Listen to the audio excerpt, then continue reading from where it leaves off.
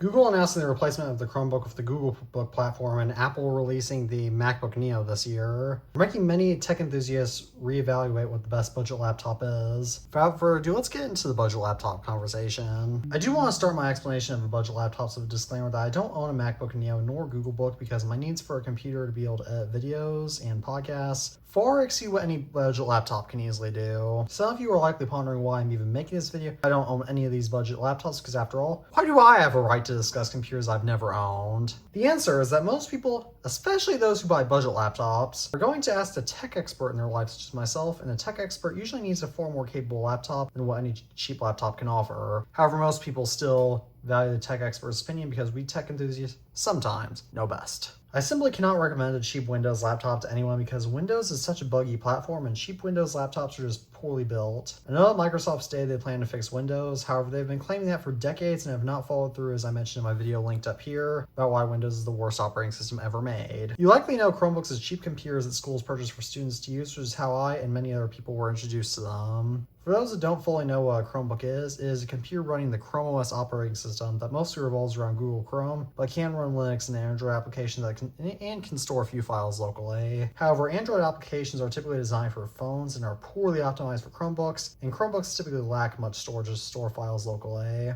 Therefore, Chromebooks are largely used for tasks that can be done in a web browser. Though Chromebooks are great computers if you simply use a web browser and have great internet, Chromebooks become paperweights once they lose internet connections, as Alpha DeWolf from the Random Alpha Gadgets has repeatedly pointed out on his own YouTube channel and in our podcast, the iTunes Family Podcast, linked below in this video's description. Furthermore, the people that buy cheap laptops are likely going to have internet that is not the greatest. Now, a lot of you are probably already commenting about how Starlink offers great internet access to everyone, regardless of where one is located. But Starlink is lavish, and the same people that buying laptops as cheap as Chromebooks are likely not going to have Starlink. You're probably pondering why I'm even talking so much about Chromebooks when this platform is no longer current. The answer is that despite Google's new promise of the Googlebook to be able to perform more offline tasks, Googlebooks are likely still not going to receive many optimized third-party professional applications. It will wind up being very similar to Chromebooks. Additionally, the signature LED bar, as you can tell right here, will simply drain battery power when its competition like the MacBook Neo is not only efficient but emphasizes it. So should you purchase a Googlebook? If you understand Googlebooks are simply rebranded Chromebooks, have fast and reliable internet, do everything in the web browser, and desire a more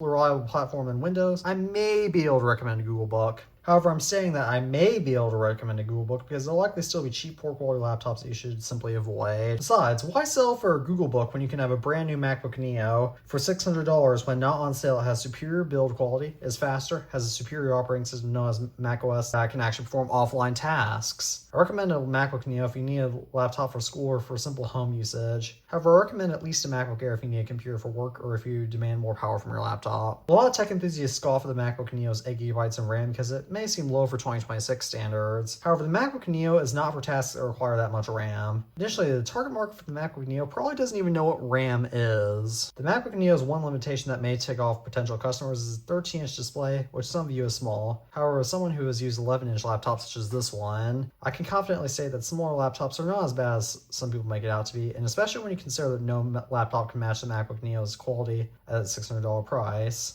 The only reason why I use a 16-inch laptop as my main is because I have 4 apps open on my main display whenever I record my podcast. However, the average Joe does not record a podcast or need to keep 4 apps open simultaneously on one display to be able to see and interact with all of them. However, what if you cannot afford a MacBook Neo? In that case, your best bets will be to either save up for one or to purchase the newest used Mac you can afford because no laptop cheaper than $600 brand new will be quality.